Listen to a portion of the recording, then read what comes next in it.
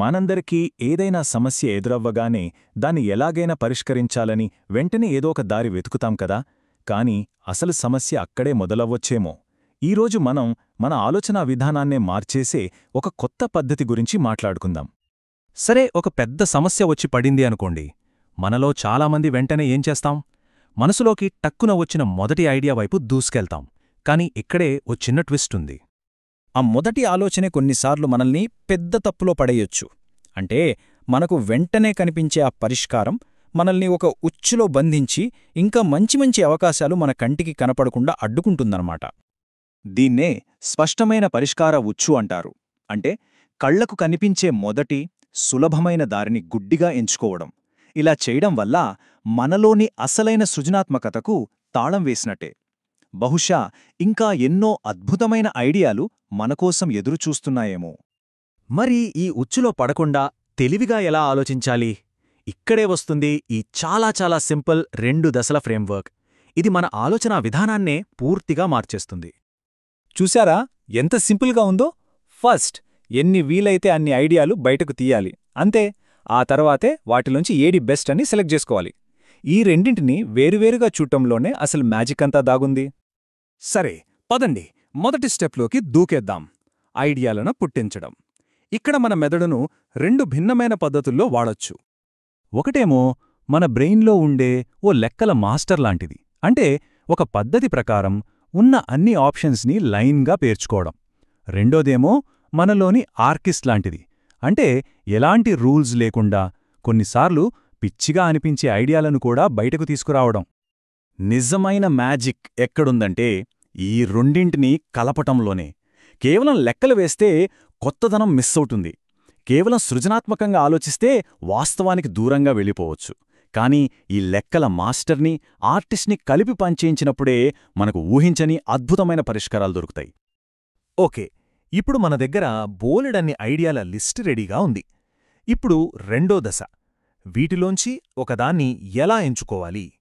ఇక్కడ కూడా మన తల, హృదయం రెండూ రంగంలోకి దిగుతాయి. మన తల ఏం చేస్తుందంటే ఒక పక్కా బిజినెస్ మ్యాన్ లాగా లాజికల్గా ఆలోచిస్తుంది. ఏది తక్కువ ఖర్చు, ఏది ఎక్కువ ప్రభావవంతం, రిస్క్ ఎంత, ఇలా లెక్కలన్నీ వేస్తుంది. కాని మన హృదయం అంటే మన గట్ ఫీలింగ్, అది వేరే కథ చెప్తుంది.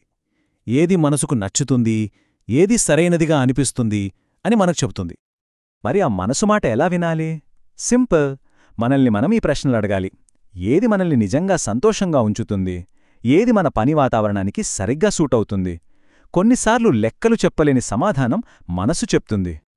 ఇప్పుడు వస్తుంది అస్సలు క్లైమాక్స్. మన మెదడు చెప్పే లాజిక్కి, మనసు చెప్పే ఫీలింగ్కి మధ్య జరిగే సంఘర్షణే ఇది. అసలు సమస్య ఇదే. తల ఒక దారి, హృదయం ఇంకో దారి చూపిస్తే అప్పుడేం చెయ్యాలి? ఇది చాలాసార్లు మనందరికీ ఎదురయ్యే పరిస్థితే కదా. ఈ మాటనే చాలా జాగ్రత్తగా గమనించండి. మీ గట్ ఫీలింగ్కి, మీ దగ్గరున్న నంబర్స్కి పొంతన కుదరట్లేదంటే దాని అర్థం మీ ఫీలింగ్ తప్పు అని కాదు, అస్సలు కాదు. దాని అర్థం మీ విశ్లేషణలోగాని, మీ అంతర్దృష్టిలోగాని ఏదో మిస్ అవుతుందని. ఇది ఒక పెద్ద రెడ్ అలర్ట్ అన్నమాట. అలాంటి రెడ్ అలర్ట్ వచ్చిన వెంటనే మనం చేయాల్సిన పని రెండే రెండు. మొదట మీ లాజిక్ను, మీరు వేసుకున్న లెక్కల్ని మళ్ళీ ఒకసారి చెక్ చేయండి. ఏమైనా తప్పుగా అంచనా వేశారా? రెండవది, మీ గట్ ఫీలింగ్ ఎందుకలా చెబుతోందో లోతుగా ఆలోచించండి. బహుశా మీ అనుభవం ఏదైనా ప్రమాదాన్ని పసిగడుతోందా? ఒక విషయం గుర్తుపెట్టుకోవాలి. ఈ రెండింటిలో ఎక్కడ తప్పు జరుగుతోందో క్లారిటీ వచ్చే వరకు అస్సలు ముందుకు కదలొద్దు. ఈ సంఘర్షణలు పరిష్కరించినప్పుడే మనకు దొరికేది కేవలం ఒక పరిష్కారం కాదు, సరైన పరిష్కారం. అందుకే ఈ మొత్తం ప్రాసెస్లో సృజనాత్మకత అంటే ఏదో ఆర్ట్ వేయడం కాదు, అది ప్రాబ్లమ్ సాల్వింగ్లో ఫస్ట్ మోస్ట్ ఇంపార్టెంట్ పార్ట్. అసలు విశ్లేషణ మొదలుపెట్టే ముందే మన ముందు అన్ని దారులను తెరిచి ఉంచేది అదే. దాన్ని అస్సలు తక్కువ అంచనా వెయ్యకూడదు. సరే, ఈ మొత్తం విషయం విన్నాక ఒక్కసారి మన గురించి మనం ఆలోచిద్దాం. ఐడియాలు పుట్టించడం, వాటిలోంచి బెస్ట్ ఐడియాను ఎంచుకోవడం, ఈ 2 పనుల్లో మనం సాధారణంగా దేనికి తక్కువ సమయం ఇస్తాం? దేన్ని దాటివేయడానికి ఎక్కువగా ప్రయత్నిస్తాం? బహుశా ఆ ప్రశ్నకు సమాధానంలోనే మన తరువాతి ఉత్తమ ఆలోచన దాగి ఉందేమో.